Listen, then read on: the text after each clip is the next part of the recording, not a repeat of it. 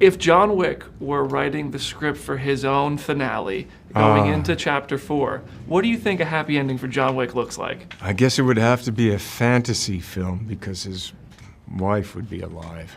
Yeah. You know, and they could live happily ever after. Oh, that's the constant pain of these films, huh? You know? Yeah. Yeah. There's a line in this film that really stuck out to me, and it was, "Friendship means little when it's convenient." And I thought that was a great line, and I'd love to hear from you. How has something like that echoed to you throughout your career, where you've made a lot of friends and you've worked really hard with a lot of people on a lot of projects? Yeah. And, you know, this is another reunion with, you know, Lawrence Fishburne and Yeah. more people you've worked with before. Yes. What to say about that? I feel very lucky. I feel grateful. You know, the people you've mentioned are incredible artists and people. And the friendships and time that I've had to work with them creatively and then personally has been a really important part of my life. Yeah.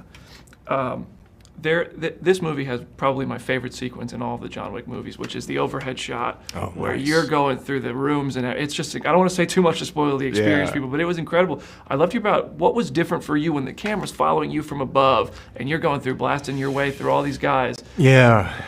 What was that like? It was pretty high pressure. Yeah, because they were super long takes and there was lots of things to do, like reloads and movement and action, and the cameras were automated, so they had a certain time, so I couldn't see them, but we had to sync up rhythms, and yeah, it was just a pressure cooker, but it was fun. And it's a long, continuous shot, too. Yeah. So does that mean, like, if one little thing goes wrong, you got to start from, like, ground Yeah, zero? they were done in sections, so they were stitched, but the sections themselves were pretty. They were no joke. That was It unbelievable. wasn't like walk through the door. It was like Yeah. they were big. Now, you're working with some of the best with stunt performers, and you go through some incredible training to bring real, just It's raw- happening in there- front of your eyes. It is so cool, but I'd love to. I know you guys are the best, but I know, you know, sometimes an accident could still happen. Somebody might really accidentally land one, or one of these things you're throwing at each other might actually go flying. Yeah. Has that happened at all in this film? What's the aftermath of that moment like on set? Well, I mean, everyone's pretty tired, but it's the best kind of tired. You know, it's like you've climbed the mountain and you're resting, or you finished the game and you won. So in terms of accidents, I made a mistake once and I cut a gentleman's head open. But so that really sucked. Excuse my language. And then, but other than that, well, one guy got hit by a car.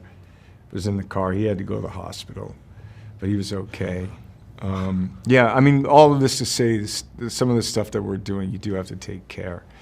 Yeah.